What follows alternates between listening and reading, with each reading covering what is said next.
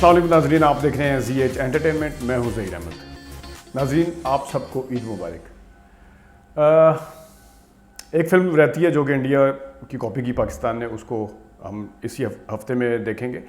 آج ہم تھوڑا سا کچھ ایسی چیزیں ڈسکس کریں گے جس میں سیلیبریٹیز جتنے اداکار ہیں ان کو دیکھا جب، یا ان سے جب ملاقات کی، یہ طالب علمی کے زمانے میں بھی، اور میڈیا، ایک ویڈیو ہم بنائیں گے جو میڈیا میں آنے کے بعد ان کے ساتھ کیسے تعلقات رہے یا کس طریقے سے ملاقاتیں ہوئیں۔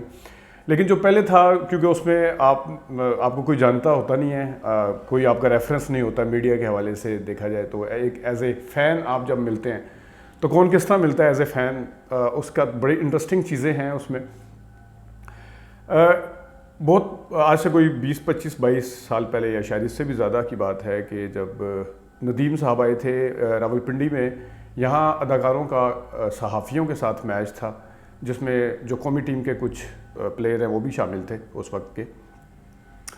تو ہم لوگ اسکول میں تھے، ملنے کے لیے پتہ چلا کہ اداکار آ رہے ہیں، جس میں کافی زیادہ تھے، ان میں ندیم صاحب بھی تھے، جاوید شیخ بھی تھے، شان بھی تھے۔ شان کو اس وقت کوئی جانتا نہیں تھا کیونکہ بلندی فلم ابھی ریلیز نہیں ہوئی تھی، لیکن اس میں وہ کاسٹ ہو چکے تھے اور اس کی شوٹنگ جاری تھی۔ اور جو اخباروں میں تو آتا تھا کہ فلم سٹار نیلو کا جو بیٹا ہے وہ آیا ہوا ہے، فلموں میں آ رہا ہے، لیکن اس کو جانتے کوئی نہیں تھا، اتنا زیادہ لوگ نہیں جانتے تھے اس وقت۔ تو ندیم صاحب جس وقت بریک ہوئی لنچ کی، تو سارے لوگ ندیم صاحب کیونکہ اس وقت پیک پہ تھے اپنے، سارے لوگ ان کے ارد گرد جمع ہو گئے۔ تو مجھے آج بھی یاد ہے جس وقت زیادہ رش لگ گیا، وہاں پہ چمگٹا جمع ہو گیا، تو ندیم صاحب نے کہا کہ دیکھتے جائیں اور چلتے جائیں۔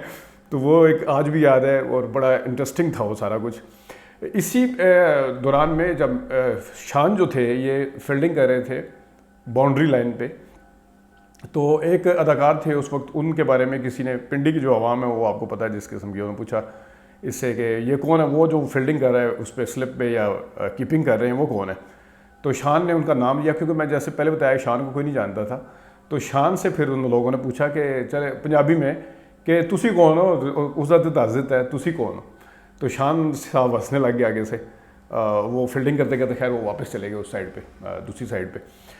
تو اسی طرح جو جاوید شیخ ایک بار لاہور جانا ہوا، وہاں پہ مصطفیٰ قریشی، جاوید شیخ کے اعزاز میں جنگ اخبار والوں نے ایک استقبالیہ دیا ہوا تھا، اس میں انہوں نے اشتہار دیا ہوا تھا کہ جو فین ہیں وہ بھی سارے آ سکتے ہیں۔ تو خیر ہم بھی چلے گئے لاہور، ایک شادی کے میں گئے ہوئے تھے وہاں پہ، تو لاہور میں ہی تھے، ہم بھی چلے گئے وہاں پہ۔ تو وہاں پہ جاوید شیخ آئے، وہ بھی اس وقت پیک پہ تھے بالکل، اپنے ٹکاؤ کے فلمیں آ رہی تھی، کوئی نیلی کے ساتھ فلمیں آتی تھی، کچھ نادرہ کے ساتھ آتی تھی، سلطان رائی صاحب کے ساتھ بھی ہوتے تھے، غلام محی الدین کے ساتھ بھی آتے تھے جاوید شیخ، اور جاوید شیخ ندیم صاحب کے ساتھ بھی آتے تھے۔ یہ اس وقت ایسے اداکار تھے مصروف ترین کے، جنہوں نے پنجابی فلموں میں اور جنہیں اردو فلموں میں برابر کاسٹ کیا جا رہا تھا، اور مصروفیت کا عالم یہ تھا کہ جاوید شیخ صاحب کے پاس فرصت بالکل نہیں تھی۔ تو خیر وہ اس وقت آئے، تو ان کے حوالے سے اور اداکار بھی آئے ہوئے تھے، جس میں مصطفیٰ قریشی صاحب بھی تھے۔ تو مصطفیٰ قریشی صاحب پہلے آگے تھے، تو جاوید شیخ صاحب ذرا تھوڑا سا انتظار کرنا پڑا، انہیں پتہ تھا کہ مصطفیٰ قریشی صاحب ہیں، اور بھی اس سینئر لوگ تھے وہاں پہ آئے ہیں۔ تو جاوید شیخ کا ایک خاص سٹائل ہے کہ وہ بڑے ہنس مکھ سے ہیں اور بڑے جان ڈال دیتے ہیں جہاں پہ آتے ہیں۔ تو انہوں نے بڑے طریقے سے ایکسکیوز کیا کہ میں تھوڑا سا لیٹ ہو گیا ہوں، تو جس پہ سارے ہنسنا شروع ہو گئے، غصہ کسی کو نہیں آیا، انہوں نے بڑے اچھے طریقے سے اس کو ٹیکل کیا۔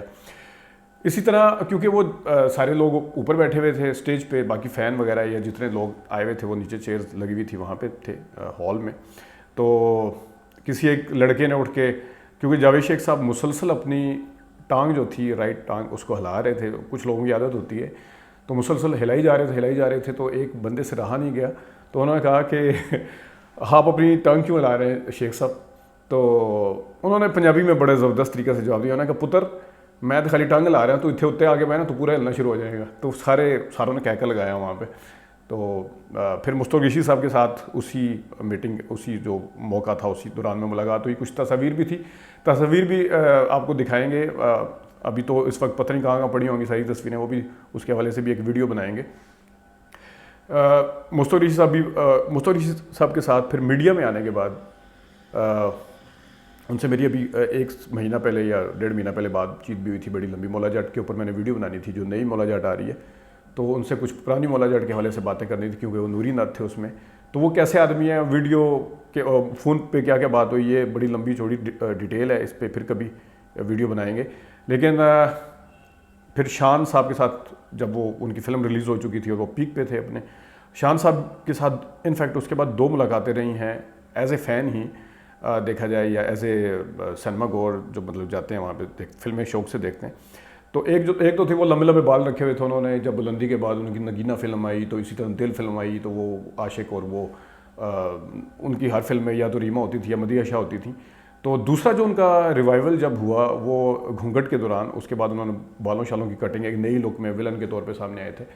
تو اس کے بعد بھی ایک دفعہ ہوئی. تو جو پہلی والی ملاقات ہے اس کا بتا دیتے ہیں کہ ایک فلم تھی بے نام بادشاہ اس کا نام تھا، مدیحہ شاہ اس کی ہیروئن تھیں، اور یہ ایورنیو اسٹوڈیو میں شوٹنگ جاری تھی.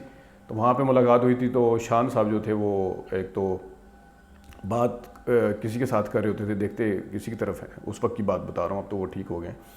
وہ نئے آئے تھے جب، تو اسی طرح کچھ پیسوں کا لین دین تھا تو ڈائریکٹر صاحب کو انہوں نے سائڈ پہ لے کے گئے تو ان سے کچھ بات کی، کانوں میں سرگوشیاں کی. پھر آگے مدیحہ شاہ سے ان کے ڈریس کے بارے میں، ان کی ریہرسل کے بارے میں پوچھا. پھر اسی طرح باقی ہدایتکار وغیرہ سے چیزوں کو چیک کیا. اسی دوران میں ہم جب اس فلور سے نکل کے دوسری طرف گئے کہیں اور بھی شوٹنگ ہو رہی تھی. عجب گل جو تھے وہ اس وقت قیامت سے قیامت تک آئے ہوئے 2-3 سال ہو چکے تھے، اور وہ بڑے اسٹیبلش ہیرو تھے. اس وقت بڑی کوئی 8-10 فلموں میں کام بھی کر چکے تھے. اس وقت وہ بھی اسٹوڈیو میں آئے. تو ایک اخبار ہوتا تھا، فلمی پرچہ ہوتا تھا، ایک اسکرین لائٹ، اب نہیں آتا وہ. اسکرین لائٹ کے لیے ہم نے اس کا انٹرویو بھی کیا تھا عجب گل کا، وہ بھی کہیں پڑھا ہوگا، وہ بھی کبھی دکھائیں گے آپ کو.